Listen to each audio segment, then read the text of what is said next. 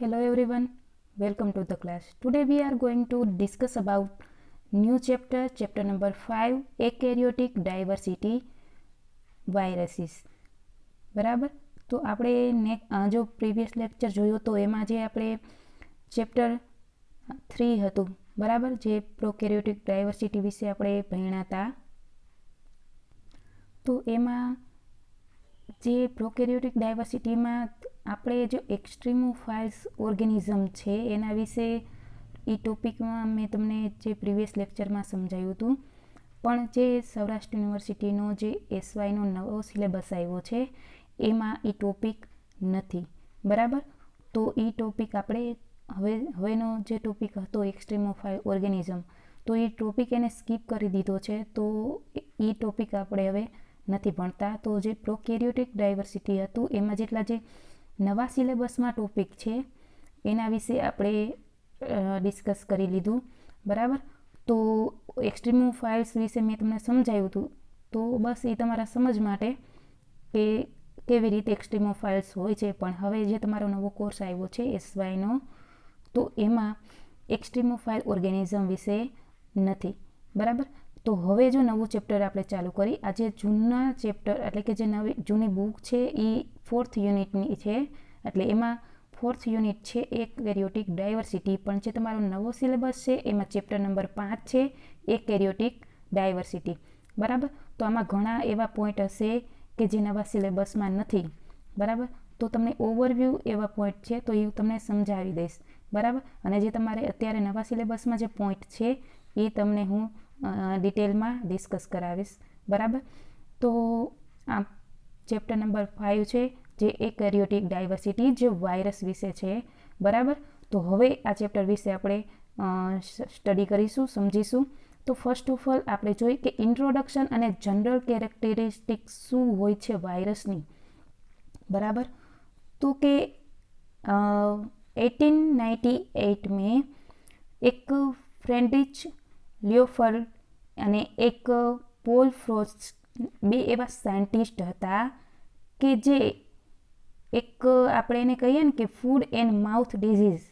બરાબર, કે જે એક આપણે કહીએ કે જે ફૂડ ખાઈએ, બરાબર, ફૂડ ખાવાથી આપણા જે આપણે માઉથમાં પણ ઇન્ફેક્શન થતું હોય કે કેટલાક ડિઝીઝ થતા હોય. જેમ કે આપણે ખબર હોય કે કોઈ માંસાહારી હોય વ્યક્તિ, બરાબર, જે માંસ ખાતું હોય તો શું હોય કે અગર એ મરઘાનું માંસ ખાય છે અથવા એ કૂતરાનું માંસ ખાય છે કે ભૂંડનું માંસ ખાતા હોય, તો એમાં એવા પ્રાણીના માંસમાં પણ વાયરસ હોય છે કે જે હ્યુમનમાં પણ આવે છે અને એમાં ડિઝીઝ કરે છે. કેટલાય કેસીસ આવ્યા છે, તમને એના વિશે ખબર હશે. બરાબર, તો એ શું કરે, ઇન્ફેક્શન કરે છે આપણા બોડીમાં.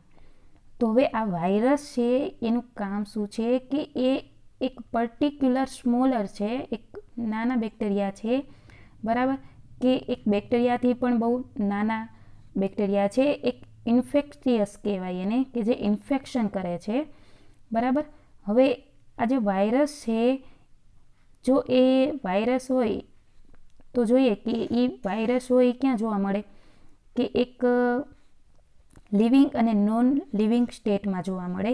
તો ધારો કે કોઈ એક એનિમલ હોય, ગમે કોઈ પશુ છે, બરાબર, એક્સપાયર થઈ ગયું છે, તો એમાં વાયરસ છે પણ કેવા છે, લિવિંગ નથી, એટલે કે એને પૂરતું જે હોસ્ટ હોય છે એને પૂરતું એન્વાયરમેન્ટ નથી મળ્યું. પણ અગર એ કોઈ બીજું પ્રાણી એને ખાય છે, બરાબર, તો એના શરીરમાં જાય છે તો એ લિવિંગ કન્ડિશનમાં આવી જાય છે. એને પૂરતું હોસ્ટનું જો એન્વાયરમેન્ટ મળે તો એ એક્ટિવ થઈ જાય છે અને એને ડિઝીઝ કોઝ કરે છે. વાયરસ તો હોય જ છે. વાયરસ શું છે, એક માધ્યમ છે, પણ જો કોઈ એને એક એ વાયરસ છે એને કોઈ યોગ્ય માધ્યમ મળે ને તો એ ગ્રો થાય છે. તમને અત્યારે ખબર કે જે અત્યારે કોરોના ચાલે છે, બરાબર, વાયરસના લીધે ફેલાય છે. તો વાયરસ શું છે કે માણસના શરીરમાં જાય, આપણે જે રેસ્પિરેશન કરીએ, બરાબર, શ્વાસોશ્વાસની પ્રક્રિયા કરીએ છીએ, તો એ નાક દ્વારા જાય છે અને ફેફસાને ઇન્ફેક્શન કરે છે. બરાબર, કારણ કે બહાર વાયરસ છે એ બહાર તો એમને પડ્યા છે, બરાબર, જે એક COVID-19 વાયરસ છે, પણ જ્યારે માણસના શરીરમાં જાય છે ત્યારે તે ઇન્ફેક્શન કરે છે, એને યોગ્ય વાતાવરણ એને કે કોલ્ડ એવું વાતાવરણ મળે છે આપણા શરીરમાં, ફેફસામાં, તો એને ઇન્ફેક્શન કરે છે અને ડિઝીઝ કોઝ કરે છે, બરાબર. તો હવે આ જે વાયરસ છે બહુ સ્મોલ હોય છે અને એક ઇન્ફેક્શિયસ એક એજન્ટ જેવું કામ કરે છે કે જ્યારે એ હોસ્ટમાં જાય છે ત્યારે એનું રેપ્લિકેશન ચાલુ થઈ જાય છે, બરાબર. કે એકમાંથી બે, બેમાંથી ચાર, એવી રીતે એક વાયરસમાંથી ઘણા બધા રેપ્લિકેટ કરે છે, બરાબર, લિવિંગ સેલમાં જાય છે ત્યારે. હવે આ જો વાયરસ છે એ કે ઇન્ફેક્ટ કરે છે ઓલ ટાઈપ બધા પ્રકારના ઓર્ગેનિઝમને, જેમ કે એનિમલ્સ હોય, પ્લાન્ટ્સ હોય, બેક્ટેરિયા હોય કે આર્કિયા હોય, બરાબર.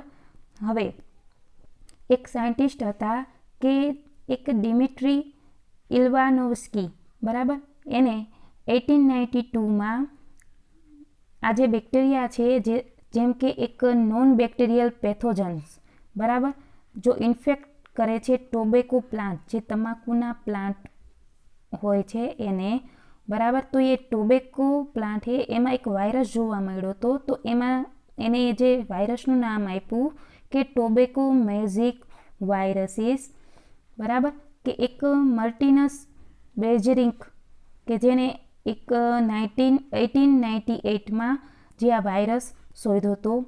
અને એક ઇંગ્લિશ એક બેક્ટેરિયોલોજિસ્ટ હતા કે જેને 1915માં ફેડરિક ટોવર્ડ, બરાબર, એને એક વાયરસ વિશે પણ એક રિસર્ચ કર્યું હતું કે જ્યારે વાયરસ હોય છે ને એ બેક્ટેરિયલ સેલને ઇન્ફેક્ટ કરે છે, તો 2 વર્ષ પછી જે વાયરસ હોય છે, 2 વર્ષ પછી એક વાયરસ વિશે પણ એક ફ્રેન્ચ અને એક કેનેડિયન, બરાબર, સાયન્ટિસ્ટ હતો એક જેમ કે ફેલિક્સ ડી હેરેલ, એને એમ કીધું કે જે બેક્ટેરિયામાં વાયરસ જોવા મળે છે એ બેક્ટેરિયોફાજ તરીકે ઓળખાય છે અથવા તો સિમ્પલી ફાજ ઓળખાય છે, બરાબર, જે બેક્ટેરિયાને ઇન્ફેક્ટ કરે છે.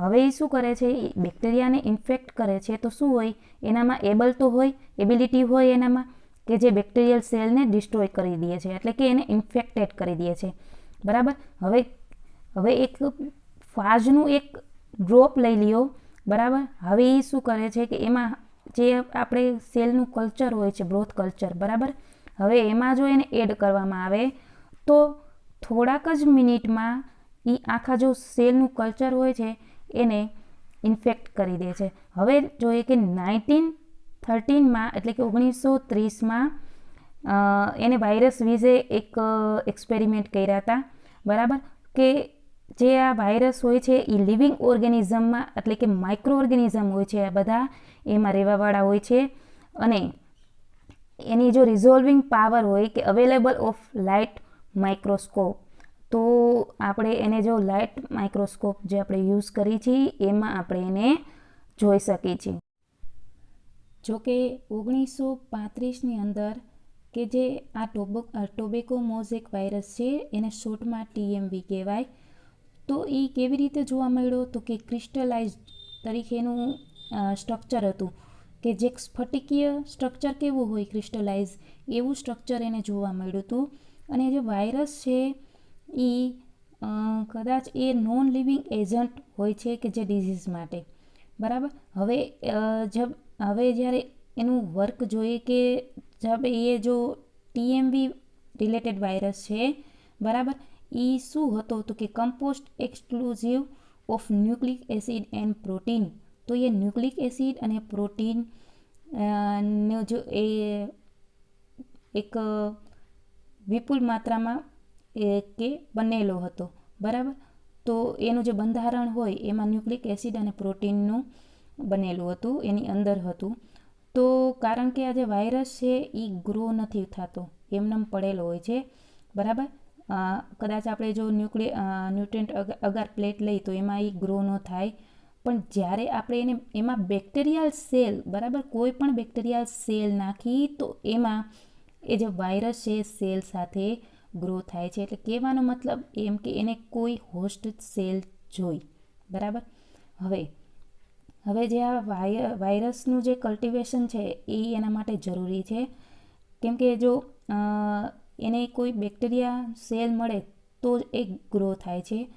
હવે 1931માં એક સાયન્ટિસ્ટ હતા એલિઝ એમ વુડરફ, બરાબર, અને એક બીજો સાયન્ટિસ્ટ હતા કે અર્નેસ્ટ ડબલ્યુ ગુડ પાસ્ચર, બરાબર. હવે એને કીધું કે હાઉ ફર્ટિલાઇઝ ચિકન એગ. હવે જે આ ચિકન એગ હોય છે કઈ રીતે ફર્ટિલાઇઝ થાય છે, તો કે કલ્ટિવેટ સમ વાયરસીસ, તો કે કેટલાય વાયરસ એવા હોય છે કે તે કઈ રીતે કેળવાય છે, બરાબર. તો વાત કરી કે જો એગ હોય, બરાબર, એક ન્યુટ્રલ કલ્ચર જેવું થયું, બરાબર. હવે એને એક ન્યુટ્રિયન્ટ મીડિયમ થયું. હવે તો એમાં જો વાયરસ ઇન્ક્લુડ થાય તો વાયરસ એમાં શું થશે, મલ્ટીપ્લાય થશે, બરાબર. એમાં મલ્ટિપ્લિકેશન ચાલુ થઈ ગયું કેમાં, એક ચીક એમ્બ્રિયો ટિશ્યુ, બરાબર. એક જે આપણે જો એક ચિકન એગ લીધું હતું, બરાબર, તો એનું કલ્ચર બનાવ્યું. તો હવે એ ચીકનું જે એમ્બ્રિયો ટિશ્યુ હશે ને એમાં એ વાયરસ હશે ને મલ્ટિપ્લિકેશન કરવાનું સ્ટાર્ટ કરી દેશે. હવે જ્યારે 1941માં જ્યારે આજે એક્સપેરિમેન્ટ ચાલ્યો હતો એમાં એવું કીધું કે ઇલેક્ટ્રોન માઇક્રોસ્કોપનો યુઝ કર્યો છે. જે આપણે મોટા મોટા લેબોરેટરી હોય છે, બરાબર, લેબ હોય છે, સાયન્ટિસ્ટ લેબ, એમાં ઇલેક્ટ્રોન માઇક્રોસ્કોપ હોય છે જેમાં વાયરસ છે ઇઝીલી આઈડેન્ટિફાય થઈ શકે. તો વાયરોલોજિસ્ટ હતા એને જે વિઝ્યુલાઇઝ કર્યું કે જે વાયરસ છે એ કેવા હતા, પછી એના પરથી એને સ્ટ્રક્ચર શો ઓફ કર્યું, બરાબર.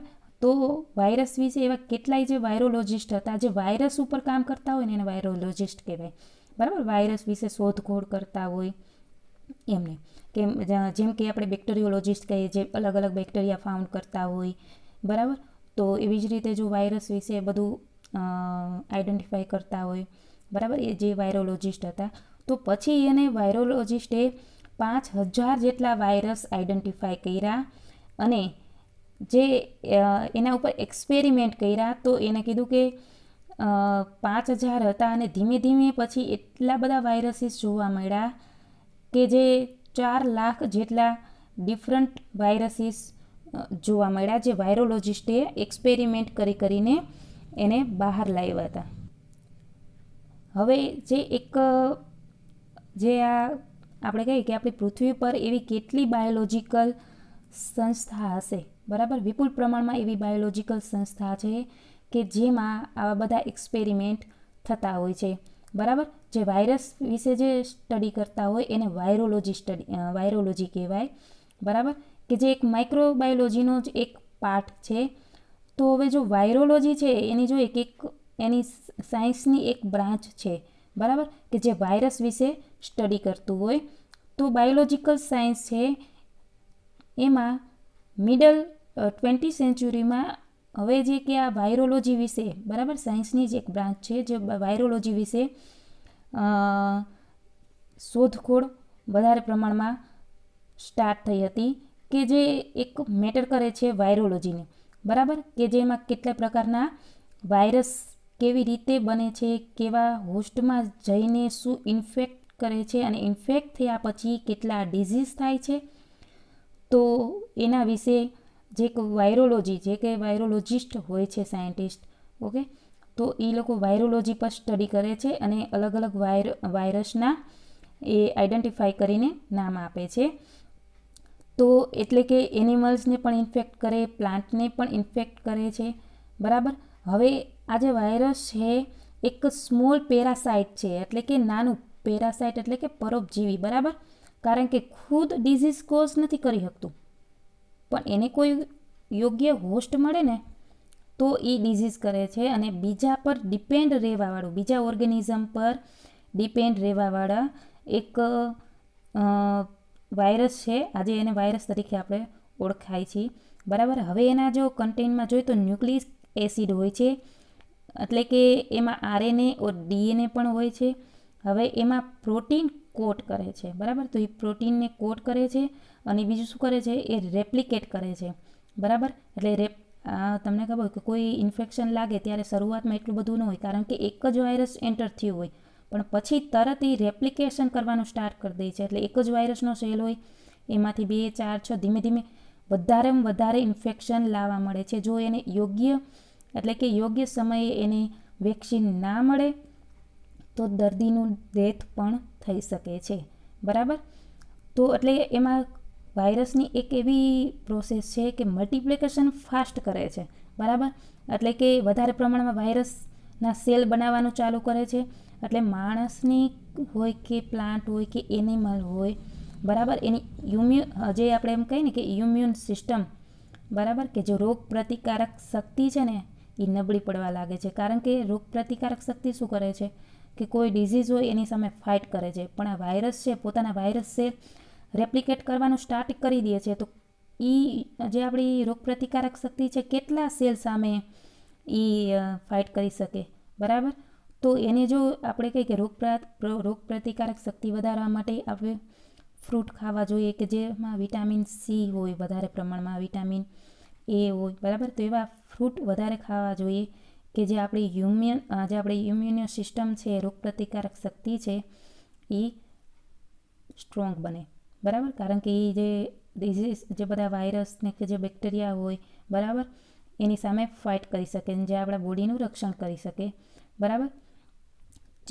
જો આ વાયરસ છે એક સ્મોલ ઇન્ફેક્શન એજન્ટ છે, બરાબર, બહુ જ નાનું વાયરસ છે અને એ રેપ્લિકેટ કરે છે વન સાઇડ, બરાબર. એક લિવિંગ હોસ્ટમાં ગમે સેલ હોય છે એનું વન સાઇડ એ રેપ્લિકેટ કરવાનું સ્ટાર્ટ કરી દે છે અને ધીમે ધીમે આખા સેલને ઇન્ફેક્ટેડ કરી નાખે છે, બરાબર. તમને ખબર હોય કે કેટલી વાર એવા હોય કે વાયરસના લીધે આખું બોડી ધીમે ધીમે ઇન્ફેક્શન આવે છે, પણ ક્યાં જે શરૂઆતનો ભાગ હોય છે એમાં જ આવે છે, બરાબર. તો ધીમે ધીમે કોઈ ધારો કે લંગ્સમાં આવ્યું, પછી ધીમે ધીમે બધા આખા બોડીના પાર્ટમાં ઇન્ફેક્શન કરવા લાગે. તો વાયરસ છે એક સાઇટમાં ઇન્ફેક્શન કરવાનું સ્ટાર્ટ કરી દે છે અને પછી ધીમે ધીમે આખા સેલને ઇન્ફેક્ટેડ કરે છે. તો આ વાયરસ છે ઇન્ફેક્ટ કરે છે બધા ટાઈપને કે જે લિવિંગ ફોર્મ હોય છે, બધા લિવિંગ ફોર્મને ઇન્ફેક્ટ કરે છે. જો એ એનિમલ હોય કે પ્લાન્ટ હોય કે બેક્ટેરિયા હોય કે આર્કિયા હોય, બરાબર. હવે જે આ વાયરસ છે એ બહુ સ્મોલ છે, બરાબર, ઇન્ફેક્ટિયસ છે, ઓબ્લિગેટ છે, ઇન્ટ્રાસેલ્યુલર પેરાસાઇટ છે. ઓબ્લિગેટ એટલે કે જવાબદાર, બરાબર, જેમાં એને ઇન્ટ્રાસેલ્યુલરમાં રહેવાવાળા એક પરોપજીવી છે, બરાબર, અને કેપેબલ હોય છે કે જે રેપ્લિકેશન કરે છે ઇટ સેલ્ફ, બરાબર, પોતાની રેપ્લિકેશન કરવાનું સ્ટાર્ટ કરે છે કેમાં, હોસ્ટ સેલમાં, બરાબર. તો આ વાયરસની બધી એક કેરેક્ટરિસ્ટિક હતી કે વાયરસ કેવા હોય છે, શું ડિઝીઝ કોઝ કરે છે અને કેમાં ડિઝીઝ કોઝ કરે છે, બરાબર. તો આ જૂની બુક છે કે એમાં જે વાયરસનું સ્ટ્રક્ચર આપ્યું છે કે જે તમારે નવા સિલેબસમાં સ્ટ્રક્ચર વિશે કંઈ આપેલું નથી, પણ તમને ખાલી એનું સ્ટ્રક્ચર છે કે વાયરસનું સ્ટ્રક્ચર કેવું હોય. તો તમને સમજ માટે હું તમને વાયરસના જે અલગ અલગ બધા સ્ટ્રક્ચર છે એના વિશે સમજાવી દઉં. તો અહીંયા વાયરસનું સ્ટ્રક્ચર છે, એક નેકેડ ફોર્મમાં વાયરસ હોય છે, બરાબર. આપણે કીધું હતું ને કે એક સ્ફટિક જેવી રચના બનાવે છે વાયરસ, બરાબર. તો આવી સ્ફટિક જેવી રચના હોય છે વાયરસની, એમાં કેપ્સિડ હોય, જીનોમ હોય, બરાબર. કારણ કે એમાં આપણે વાત કરી કે ન્યુક્લિક એસિડ અને પ્રોટીન હોય, એમાં આરએનએ અને ડીએનએ હોય છે. પણ કેવું હોય, પોતે ગ્રો નથી થઈ શકતું, પણ જ્યારે એક હોસ્ટ સેલમાં જાય છે ત્યારે જ ગ્રો થાય છે, બરાબર. તો એમાં કેપ્સોમિયર છે, સ્પાઇક છે, બરાબર. હવે અહીંયા એક એન્વોલેપ ફોર્મમાં આપ્યું છે. તમને ખબર કે જે આ વાયરસનું એક કોમન સ્ટ્રક્ચર છે, બરાબર. તો આ એન્વોલેપ ફોર્મમાં હોય છે. એના જે બહાર તમને જે એક બલ્બ જેવી દેખાય છે, બરાબર, એ બલ્બ જેવી રચનાને શું કહેવાય છે, એને સ્પાઇક કહેવાય છે, બરાબર. અને જે વચ્ચેનું એક ચેઇન જેવું સ્ટ્રક્ચર છે એને કેપ્સિડ કહેવાય અને એની જે દિવાલ જેવું હોય છે જેમાં સ્પાઇક જોડેલા હોય છે એને એન્વેલપ કહેવાય છે અને અંદર એનું જીનોમ પડેલું હોય છે, બરાબર. તો એ નેકેડ અને એન્વેલપ ફોર્મ હોય છે. હવે આપણે બીજું જોઈએ કે જે આ બે વાયરસની રચના છે, તો એમાં ઇકોસેહેડ્રલ એક કેપ્સિડ હોય છે, એના કન્ટેનમાં ડીએનએ હોય છે, બરાબર. અહીંયા બાકી તો સેમ જ છે, એન્વેલપ હોય છે અને જે જે બધા એના જે આપણે કહીએ કે સ્પાઇક હોય છે એ ગ્લાયકોપ્રોટીનના બનેલા જોવા મળે છે. તો જો અહીંયા એક સ્ફટિક જેવી રચના છે જે વાયરસની એક કોમન કહી શકાય, બરાબર. હવે એક જે બીજું જોઈએ કે વાયરસનું એક સ્ટ્રક્ચર છે હેલિકલ સિમેટ્રી, બરાબર. તો આ હેલિકલ ટાઈપનું એનું સ્ટ્રક્ચર છે. તો એક એવું જ part of tobacco mosaic virus જેવું છે કે એની અંદર આરએનએ હોય છે અને બહાર જે એક એની કહીએ ને કે દિવાલ જેવી રચના જોવા મળે તો એક પ્રોટીનની બનેલી હોય છે. બરાબર. હવે બીજા એના જો સ્ટ્રક્ચર વિશે જોઈએ તો એનું કોમ્પ્લેક્સ સ્ટ્રક્ચર કેવું હોય છે. તો જુઓ અહીંયા છે ને બેક્ટેરિયોફાજ, બરાબર. તો બેક્ટેરિયોફાજની આ રચના છે, તમે ક્યાંય જોઈ પણ હશે. તો જે ઉપરની આપણે કહીએ ને કે સ્ફટિક જેવી રચના જોવા મળે છે, બરાબર. એ સ્ફટિક જેવી રચના હોય છે એને આપણે હેડ કહેવાય, બરાબર.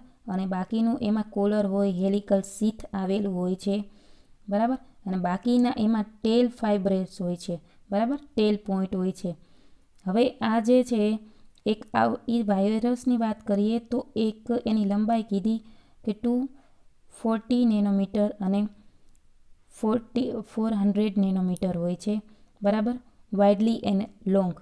તો આમાં આઉટર મેમ્બ્રેન હોય છે અને ઇનર મેમ્બ્રેન પણ હોય છે અને વચ્ચે ન્યુક્લિયોઇડ પ્રેઝન્ટ હોય છે. તો આવા અલગ અલગ વાયરસ હોય છે.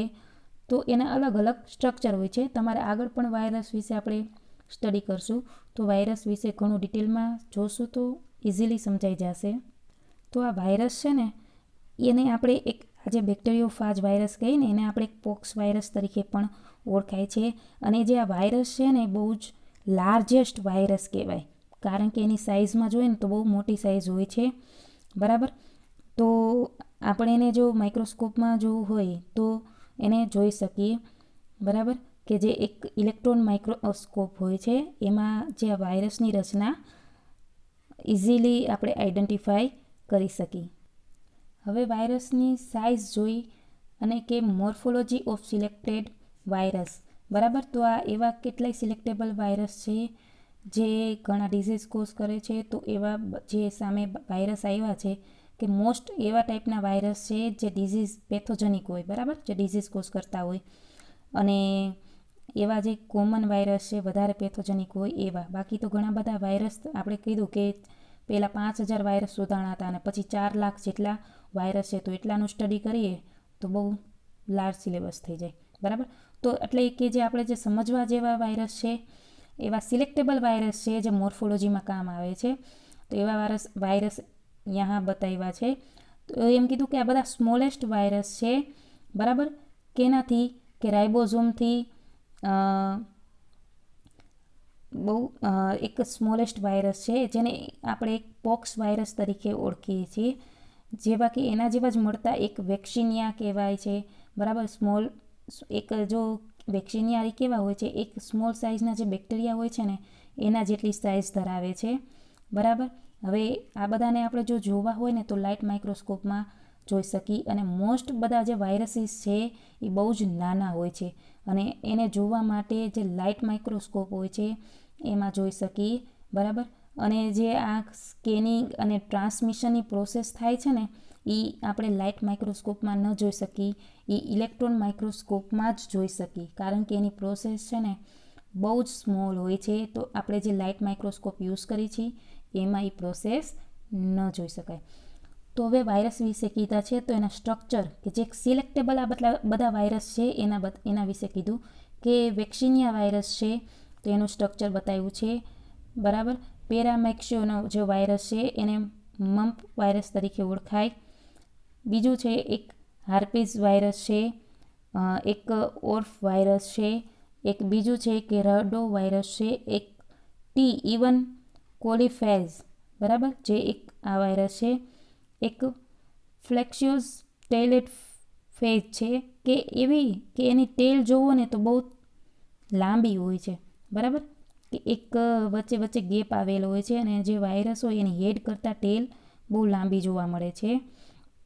અને એક આ સ્ફટિક જેવું વાયરસ છે એને એડેનો વાયરસ કહેવાય. અને એક ઇન્ફ્લુએન્ઝા વાયરસ, બરાબર. તો આ એનું સ્ટ્રક્ચર તમે જોઈ લો. વચ્ચે તમને ખબર હોય કે ઇન્ફ્લુએન્ઝા બહુ જ નીકળો હતો, બરાબર. ઇન્ફ્લુએન્ઝા કે જે ઇન્ફ્લુએન્ઝાથી ઘણા લોકો ડેથ પણ થઈ ગયા છે. તો એના માટે આ જે વાયરસ છે એ જવાબદાર હોય છે. અને એક જે એ કહેવાય ને એક લાઇન જેવો વાયરસ છે એને ટ્યુબ્યુલો વાયરસ કહેવાય છે. એક લોંગ ટ્યુબ જેવું જોવા મળે છે, બરાબર. હવે બાકીના જે નાના નાના વાયરસ છે એ બધા બતાવ્યા છે કે પોલિયોમાં વાયરસ છે, એક પિકોમાં વાયરસ છે અને એક ફાજ વાયરસ છે. બરાબર, તો આટલા જે વાયરસ છે એ સિલેક્ટેબલ વાયરસ તરીકે ઓળખવામાં આવે છે. તો હવે નેક્સ્ટ લેક્ચરમાં આપણે એની જોયું વાયરસની એક જનરલ પ્રોપર્ટી અને કે મોર્ફોલોજી ઓફ વાયરસીસ, બરાબર, એમાં શું હોય છે એના વિશે આપણે ડિટેલમાં ડિસ્કસ કરશું.